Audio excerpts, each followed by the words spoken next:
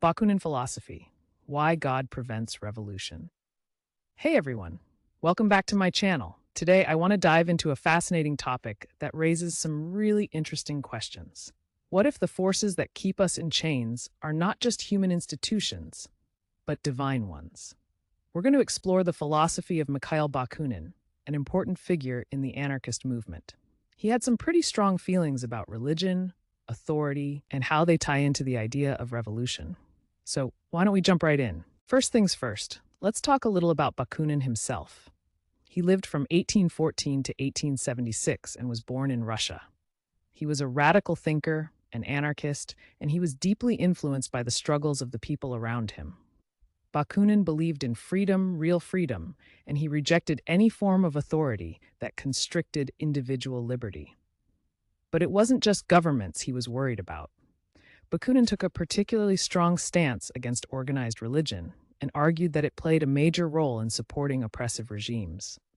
He wanted to shake the very foundation of the relationship between belief and power, the role of religion in society. So, what was Bakunin's main complaint about religion? Well, he saw it as a tool of oppressions, something that keeps people submissive and obedient. He famously said, "If God exists, man is a slave."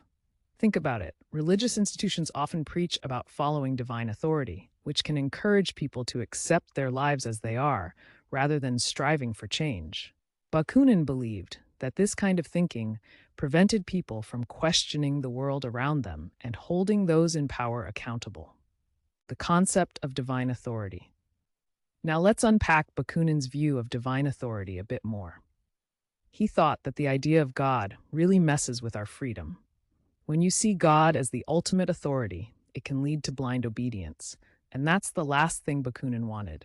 He believed that this divine idea stifled human creativity and the pursuit of true liberty. If you look back at many revolutions throughout history, you often find a mix of religious sentiments intertwined with the quest for freedom.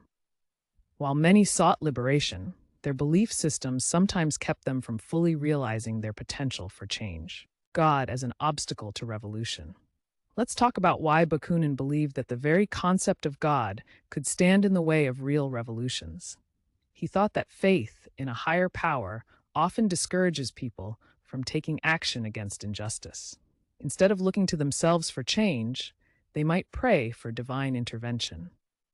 When looking at historical examples, you can see how this has played out. Many revolutionary movements have been complicated by religious beliefs, which can lead to hesitation in pushing for change.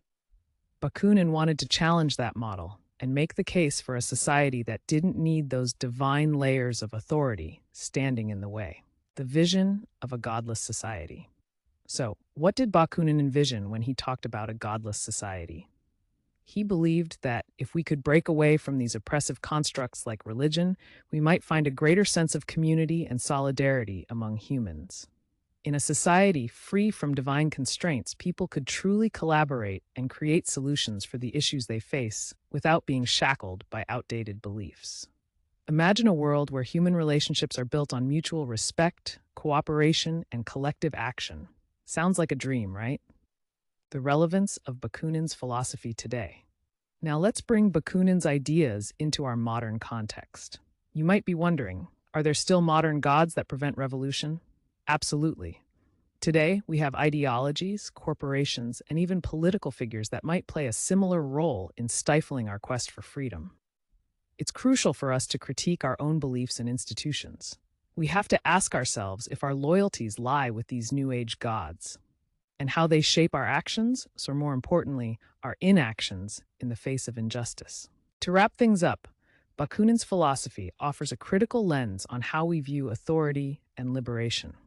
It's essential to question everything, including the divine forces that may hold us back. So what do you think? Does the belief in a higher power hinder our quest for freedom? I'd love to hear your thoughts in the comments below.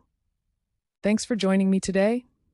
If you enjoyed this exploration of Bakunin's philosophy and are interested in more discussions about revolutionary thought and philosophy, make sure to like this video and subscribe to my channel. See you next time.